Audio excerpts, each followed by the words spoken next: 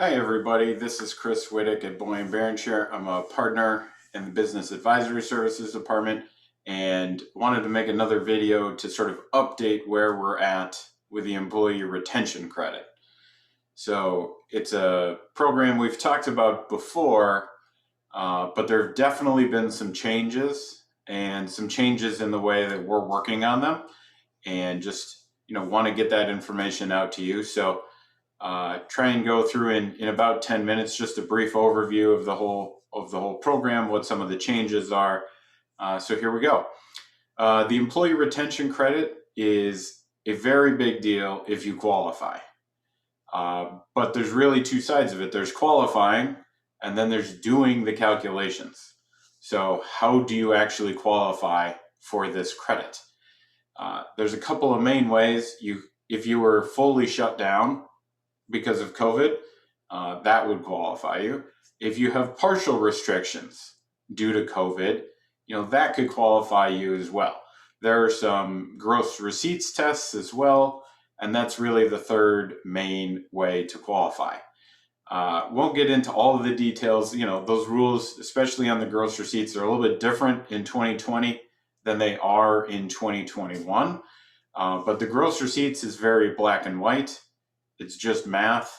We can definitely figure that out, and it's very clear whether or not you qualify.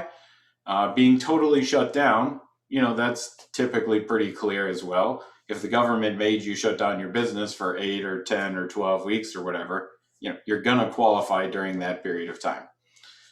The partial restriction is definitely in between, and so that's a little bit squishier. And that's where a lot of the work comes in qualifying the business.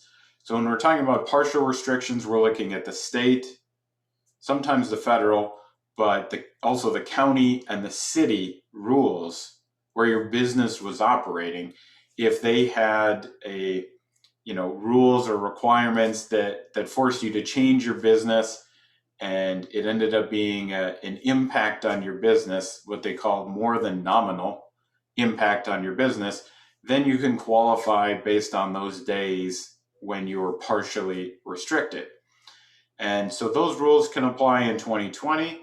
A lot of businesses are qualifying into 2021 as well. The ERC is around for all of 2020 after it was passed, which is about March 15th or so. And it's going to apply for the rest of 2020, and then also in now the entire 2021. You look at each quarter. So you qualify the business based on one of those tests. And one of the new items that's available, and we'll have some separate information on this, is for startup businesses, you can qualify based on just being a startup. So we'll have some separate posts and separate information about that. That is one of the new changes, and that's only going to apply for the third and fourth quarter of 2021. So look for that coming soon in the third quarter. So once you've qualified the business based on one of those tests, you also need to be keeping an eye on things like the FTE count. So there are different rules if you're over 100 employees or under 100 employees. There are different rules if you're over 500 employees versus under 500 employees. And that's based on a 2019 sort of full-time equivalence count of your employees. So those are thrown in there with the qualifications. And once you're able to get past the qualifications, and now all right, this business qualifies for a certain period of time, then you move into the second phase, which is actually doing the calculations to see how much you qualify for. So the qualifications are done, and now we move into the calculations. The calculations themselves can be very difficult. The main idea there is that you can't use the same wages for PPP forgiveness as you used for the employee retention credit. So you can pick and choose, but you have to pick and choose, and you have to go through person by person by person based on your PPP period based on the period of time you qualify for ERC, which is going to be different than your PPP period. It's going to be based on how you submitted your PPP forgiveness applications. And then it's on a person by person basis.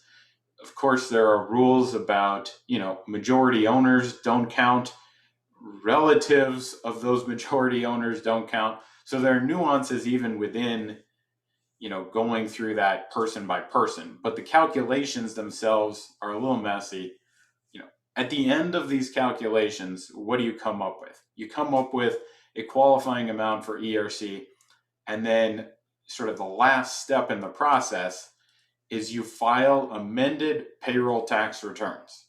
So you file a 941X to go back and say that, all right, in second quarter of 2020, I've done the calculations. This is how much qualifying wages I had, and this is the credit I should receive. The IRS sends you a check for that amount. When they will send those checks, no one really knows.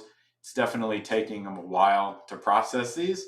But at some point, they will send you a refund check, and you do that for second quarter. If you qualify in third quarter, you do it in third quarter, fourth quarter of 2020. Into 2021, definitely you're looking at doing an amended first quarter. You're looking at maybe doing an amended second quarter for this ERC. And, it depends on, first you qualify, then you do the calculations, then you do the amended returns. The amended returns are really the easy part in the whole process. And then you wait. You wait for the IRS to actually send you a refund check. But this really is a huge deal if you qualify. So what we're seeing is it's very hit or miss. And we're working on a lot of these projects now. And there are some businesses that qualify for basically, 9 months of 2020. And they're going to qualify for like 4 or 5 months worth in 2021. And they're getting, some very nice credits. There's some other businesses that really, were not directly impacted, or they don't meet the gross receipts tests, and they're not really qualifying for much at all. So it's a very big deal if you qualify, but not everyone is going to qualify. It's based on those facts and circumstances. It's based on whether or not you can qualify. So I really would encourage you to take a look at it. The only way you're going to know if it's a big deal for you is if you go through the process and sort of take a look at it and really take a hard look at, how did the COVID rules impact my business? Do I work in multiple jurisdictions? Do I have different types of income inside of one business? Maybe one revenue stream was really severely impacted while the other type of service you were still able to provide sort of unimpeded. So there's a lot to consider, but it really can be a big dollar amount if you do qualify. So I really encourage you to, in the post here, you'll see there's a link for an intake form. That's what we're using just to sort of keep tabs on, who wants to look at this. So I'd encourage you to fill that out. It doesn't need to be perfect.